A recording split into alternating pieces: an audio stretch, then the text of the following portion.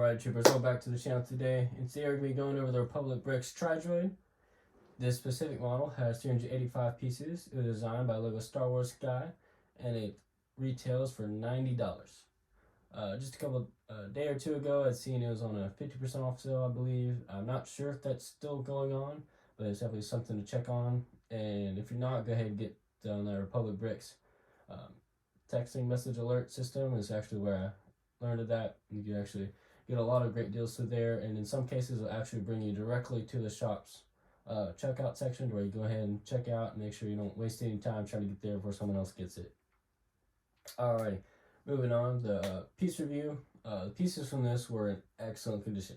There were none missing, broken, scratched, nothing. They all look brand new.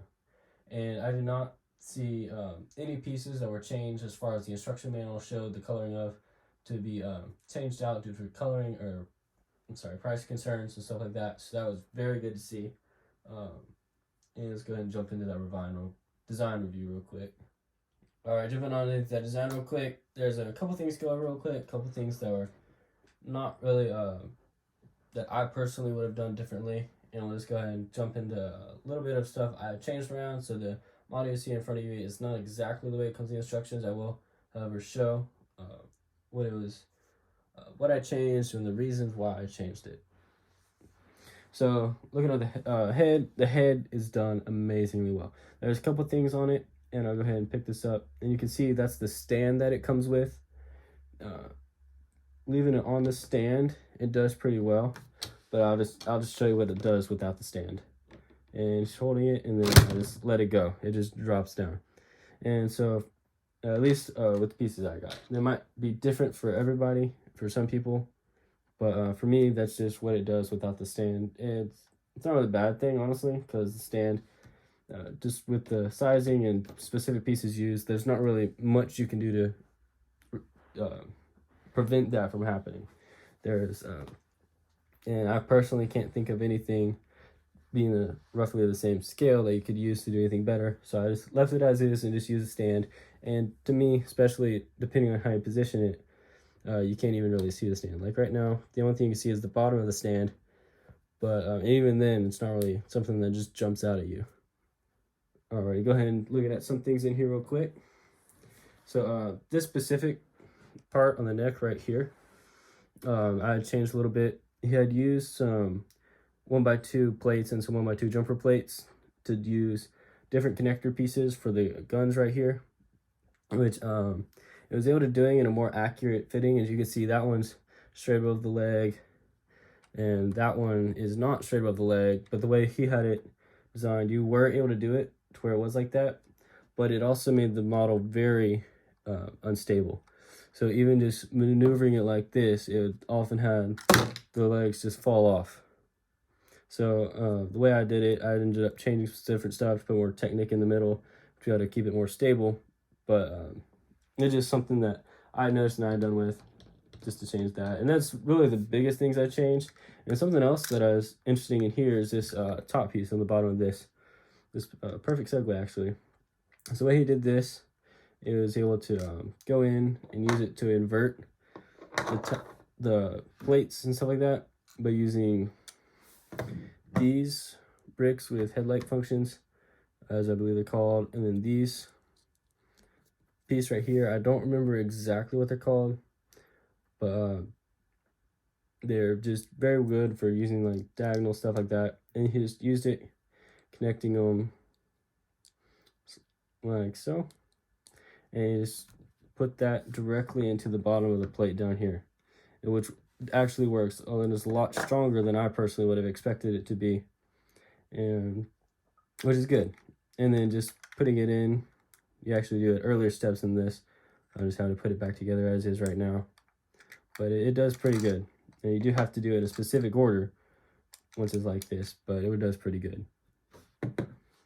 Now, as far as plate features, just moving on to the next section here, because finished up the design, just went ahead and put it back together off screen. Just kind of keep this shorter, just moving along. And as far as play features, it does have the guns, and that's about it. The legs are posable if you wanted to use those as well, but the head doesn't spin, the guns don't spin, nothing like that, which isn't really a problem or anything. It's just something that some people might have looked for, but I mean, again, this is not meant to be a playset. It's meant to be a display set, and as far as displaying purposes, it does very good.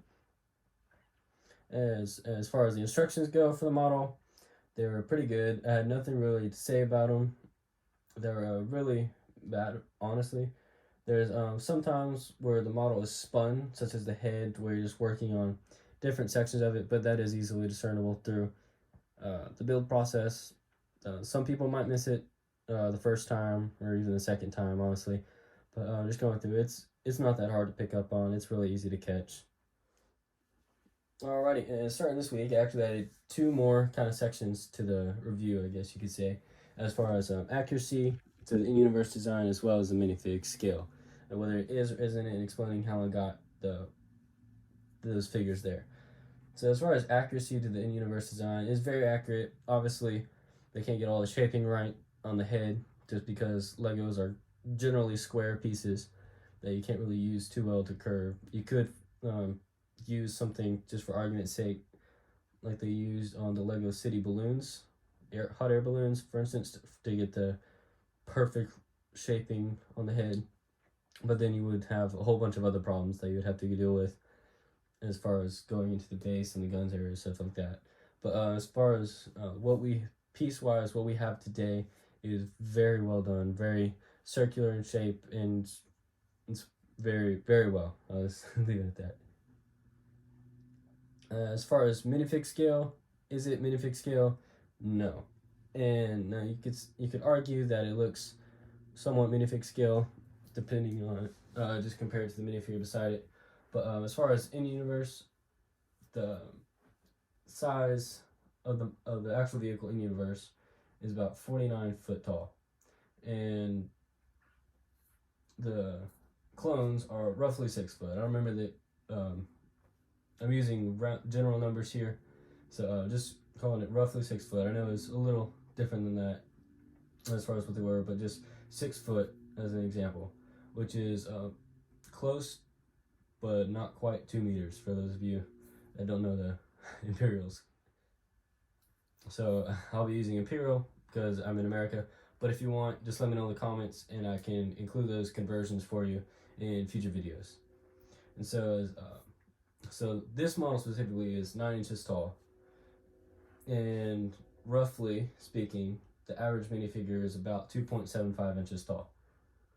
And so I just do some quick math, and that as far as minifig scale, or compare this specific model as comparing it to minifig scale to get the in-universe height, it would be roughly 20 foot tall. So it's using on this scale in universe would be 20 foot, where the actual model was 49 foot. So you can see there it's definitely under half the size it would need to be as far as height wise. And so that's where I got those figures from, and like I said, I'll be doing these breakdowns of how I got the numbers to determine is it minifig scale, and this will be using dimensions I got off Wikipedia, and just comparing those to just different things and crunching those numbers to get that for you. Alright, just wrap it up here real quick. So let's go our favorite part, least favorite part, just some other stuff, and then go ahead and leave y'all on the ending there. So favorite part of the build is the look. It's almost perfect. The only thing you could really say about it, if you just wanted to be very scrutinous about it, is the head shaping not being a perfect ball. But as far as what we have in Legos, that is it. That is the best we can do, and it looks amazing to me. Some people won't like it. Some people say it should have been a perfect ball, but to me, that looks perfect. That's amazing. The least favorite part about it was the structural stability, and as I said, I did change some of the things. As far as height of the original model, it's the same exact thing. So every piece I removed, I made sure it was the same height by replacing it with 2x2 of those round blocks. I'm sorry, bricks. I keep saying blocks for some reason, but bricks. And so it's the same height and everything like that. It's just changing up to be more structurally sound as far as my stuff. And I know the Lego Star Wars guy pretty well. We talk pretty frequently, and he's something that I passed on to him. He had his different thoughts about it. He worked with what he had, honestly. you did pretty good with what he had. And you just saw and seeing it differently. It's being built versus on a computer program. So pretty much it there. Pretty good set overall. Definitely, as far as build went for the look, at slight expense to design. For most people, that be the drawing factor is once set on a shelf, you're not going to be moving it except to maybe dust it.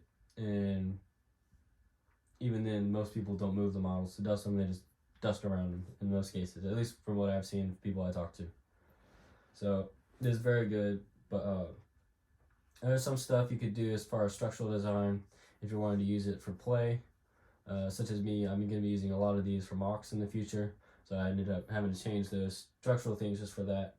But if you're just going to leave it on a shelf and just look at it, it's an amazing build. You could very likely get away with leaving it in the original design, as long as you're not messing with it or shaking anything around it or anything like that. But it's very, definitely looks good.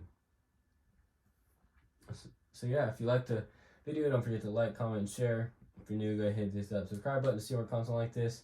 And I'll see y'all on Tuesday.